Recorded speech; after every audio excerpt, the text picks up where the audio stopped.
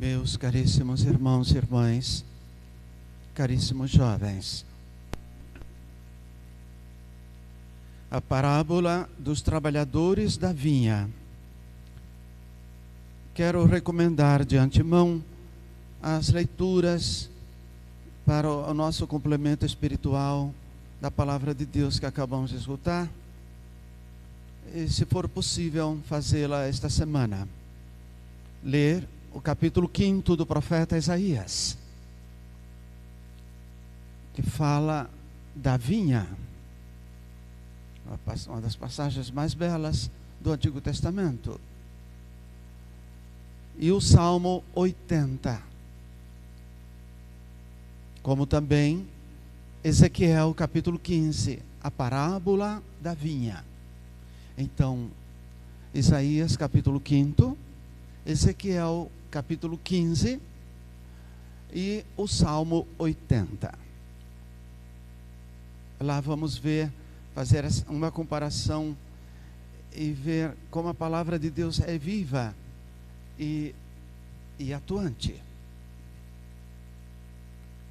Ora, muitos se surpreendem com esta parábola de hoje. Será que o patrão não foi injusto?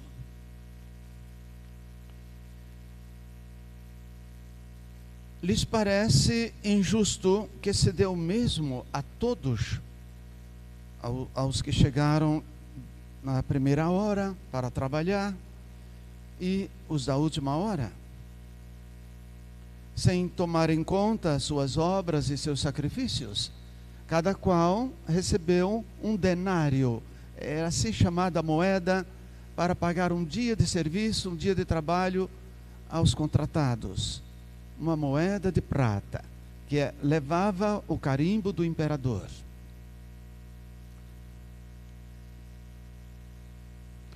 As pessoas saíam de casa, os homens, e ficavam aí em lugares determinados, ou lugares já combinados, porque ali passaria alguém, um patrão, um administrador, um encarregado de algum serviço, para contratar aquela pobre gente para um dia de serviço, lhes pagando então um denário. Até hoje podemos ver isso em vários lugares. Quando você passa de carro na pista, tem uns senhores que ficam pedindo carona, mas não é pedindo carona, é pedindo trabalho. Antes eu não sabia o que era, pensei que fosse carona mesmo, mas eles pedem para o caminhão parar. E como é que se chama aquilo? Hein? Chapa. E eles estão pedindo trabalho e vão lá descarregar a carga do caminhão lá, ou colocar a carga lá em um determinado lugar. Na roça, trabalhei em várias paróquias na roça, e ainda existe hoje as pessoas contratadas para uma diária, a fim de colocar o hortigranjeiro que levam para o Ceasa diariamente, dia e noite. Os caminhões sobem e descem a serra para encher aquelas caixas de os legumes, verduras, etc. E colocar no caminhão, colocar a lona, amarrar, etc. São trabalhadores diários, são contratados, ganham uma quantia para isso. Também flores, etc. Há muita plantação de flores também. Então, não é coisa do passado, é muito presente isso, e a gente pode entender melhor. Nos parece, de fato, que Jesus quer nos desconcertar ou surpreender, nos ensinando a não sermos convencidos de que Deus tem de nos premiar pelos nossos méritos, se fazemos ou não fazemos, muito ou pouco. Saber que Deus é o Senhor de todos os dons, e Ele não está aí para nos premiar segundo nos parece, mas segundo os desígnios de Deus, né? Veja, o padre na paróquia, o pároco e seus auxiliares não estão aí para dar o que o povo gosta. O padre está aí, o pastor, para dar o que o povo precisa. É diferente. Para dar o que o povo precisa. Porque o padre não pode ser um mercador de feira, ou de fim de feira, ou outro tipo qualquer, que vamos agradando, vamos fazendo para agradar. E não vamos agradar a todos, naturalmente. Vamos agradar a uns e desagradar a outros. Então ele tem que ser padre para todos. E tem que ter uma postura só para todos. Repito, não podemos ser padres para agradar, para dar o que o povo gosta, mas para dar o que o povo precisa. E o povo precisa de Deus. O povo precisa de Deus. Nós precisamos ser luz, ser sinais de esperança para as pessoas.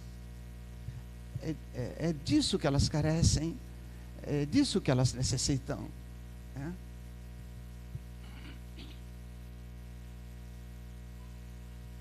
Convém então olhar a parábola mais de perto, de forma mais profunda. Porque aqui Jesus estabelece uma comparação não entre os vários trabalhadores, mas entre os vários grupos de trabalhadores que foram contratados. Veja que a parábola está toda no plural. O chamamento está no plural, não se faz a uma pessoa só, mas a várias pessoas, a vários trabalhadores, portanto. Cada grupo aqui pode representar um povo, uma nação ou uma classe social. Enquanto uns receberam a palavra de Deus desde muitos séculos atrás, desde os primórdios, outros são recém-chegados à fé. Recém-chegados à fé. E não só pessoas pagãs, povos pagãos, grupos, mas pessoas que têm vida religiosa, que têm fé, como por exemplo, a mídia não mostra, os jornais, as revistas não mostram, nem a internet, que padres e até bispos anglicanos se convertem, e não é de vez em quando não, isso está sendo muito forte nos últimos tempos, padres e bispos se convertendo ao catolicismo, à Igreja Católica Romana. O anglicanismo é a igreja da Inglaterra, a igreja nacional da Inglaterra, todo mundo sabe disso, desde Henrique VIII, que rompeu com a igreja por causa de um casamento. Então, e são bem próximos de nós. A igreja anglicana é uma das mais próximas de nós, se não for a mais próxima. Então, esses homens de fé, bispos e sacerdotes anglicanos se convertem ao cristianismo, ao catolicismo. E ninguém fala isso, ninguém promove isso, porque não interessa. São os recém-chegados à verdadeira fé. Quantos e quantos irmãos separados, também de outras igrejas e denominações, se convertem ao catolicismo, já sendo cristãos, querem ser católicos. Então veja aí a nossa grande responsabilidade, de dar mais o que o povo precisa, e não só o que o povo gosta.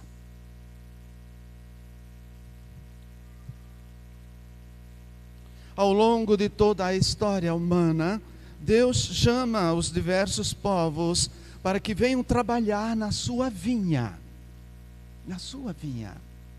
Ora, ao invés de ficar reclamando pelo dinheiro recebido, muito ou pouco,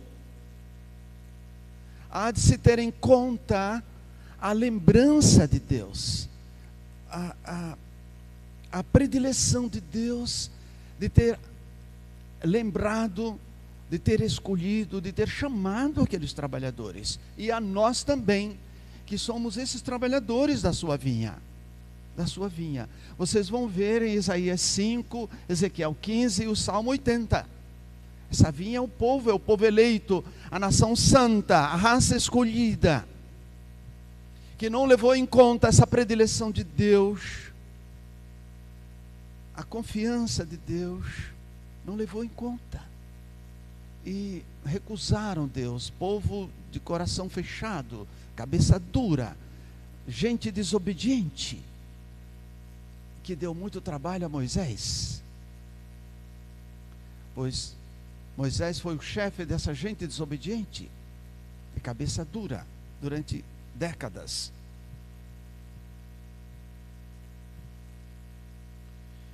Nós somos verdadeiramente a vinha do Senhor, que tanto fala a Bíblia. Bem no começo da história sagrada, Deus chamou Abraão, o pai da fé, os grandes patriarcas da Bíblia. Abraão, Isaac, Jacó, Moisés, o maior deles, todos os profetas. Ora, os antigos reivindicam constantemente, e até hoje fazem o povo judeu, seu direito a ser tratado melhor do que os demais. Porém, a vinha não lhes foi confiada de forma exclusiva. Aqui, o profeta Isaías, o maior profeta da Bíblia, destaca um chamado à esperança. Precisamos ter esperança.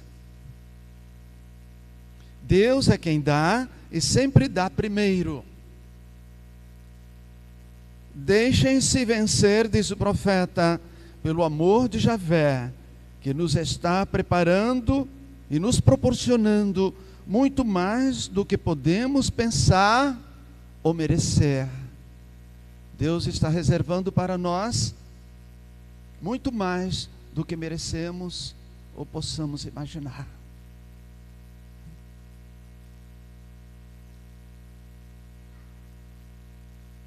E São Paulo, na carta aos Filipenses, essa é a carta em que mais o apóstolo fala da paixão, do sofrimento de Jesus. Paulo, nessa ocasião, está preso nas masmorras de Roma.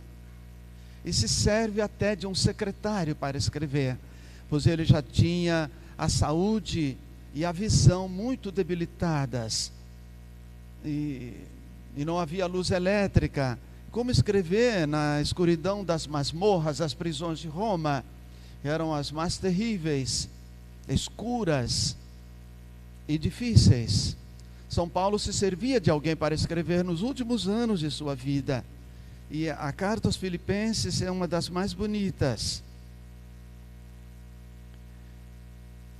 Estou seguro de que não serei confundido na minha fé, na minha esperança, fala o apóstolo.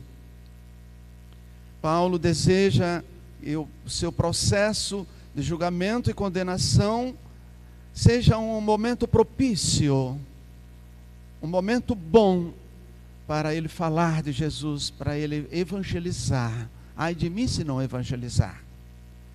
Aquele momento de julgamento é um momento oportuno para o apóstolo, então, defender a sua fé e a Jesus Cristo, seu Senhor. Isso é muito bonito, muito profundo de São Paulo. No Novo Testamento, com a vinda de Cristo, para terminar, o Evangelho foi levado a outros povos, a outras nações e culturas. Povos que eram pagãos. Estes entraram na igreja e formaram a cristandade. Também eles pensaram que o Evangelho era coisa sua, propriedade sua. O reino de Deus e a igreja era uma coisa sua. Estavam errados. Até em nossos dias, meus amados irmãos, não faltam pessoas, grupos e até famílias que acham que a igreja é uma coisa sua, propriedade sua, quando ela é de direito de todos. A igreja de Cristo é universal, é um dom de Deus para a humanidade. é um instrumento de salvação para todos os povos. Assim foi escolhido o povo de Israel para ser farol, luminária, sinal de esperança para todas as nações da terra. E eles não fizeram por onde, desmereceram essa atenção, essa predileção de Deus. Esse foi o seu pecado. Na parábola que acabamos de escutar, todos são postos em pé de igualdade e recebem o mesmo denário, o mesmo salário. Ora, toda obra divina na história da salvação é uma ação de promoção e de libertação humanas. A obra de Deus é sempre de libertação e de promoção do homem, da pessoa humana, e que tem o amor como única motivação. Esta é a expressão máxima da Bíblia. Esta é a novidade do reino de Deus.